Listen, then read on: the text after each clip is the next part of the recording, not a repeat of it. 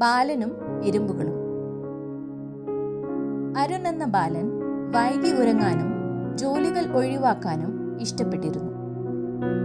അമ്മ അവനെ എപ്പോഴും തോട്ടത്തിൽ സഹായിക്കാൻ ആവശ്യപ്പെട്ടിരുന്നു എങ്കിലും അവൻ എല്ലായ്പ്പോഴും പിന്നിട്ട് ചെയ്യാം എന്ന് പറഞ്ഞ് മരത്തിന്റെ കീഴിൽ കിടന്നിരുന്നു. ഒരു ചൂടുള്ള ഉച്ചയ്ക്ക് അരുൺ ഉറങ്ങിക്കൊണ്ടിരിക്കുമ്പോൾ അവൻ തന്റെ കാലുകൾക്കടുത്ത് ഒരു നിറ എറുമ്പുകൾ നടക്കുന്നത് ശ്രദ്ധിച്ചു. അവ ചെറുതായിരുന്നുവെങ്കിലും ഓരോന്നും തങ്ങളുടെ ശരീരത്തിനേക്കാൾ വലിയ അരിമണിയോ ഭക്ഷണമോ ചുമന്നിരുന്നു. കൗതുകത്തോടെ അവൻ ആ പാത പിന്തുടർന്നു. നൂറുകണക്കിന് എറുമ്പുകൾ ഒരുമിച്ച് പ്രവർത്തിച്ചു.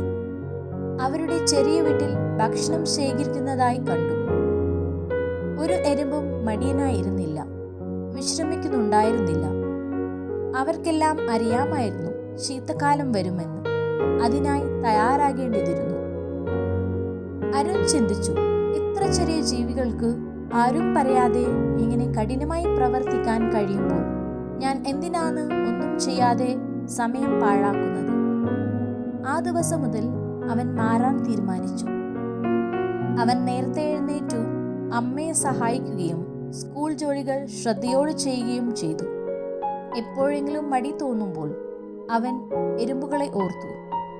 അവയെപ്പോലെ ജ്ഞാനിയായിരിക്കുക എന്ന് സ്വയം ഓർമ്മിപ്പിച്ചു. പാഠം: ദൈവം എറുമ്പുകളൂടെ നമ്മെ പഠിപ്പിക്കുന്നത് ജ്ഞാനം, പരിശ്രമം, കഠിനാധ്വാനം, മുൻകരുതൽ എന്നിവയാണ്.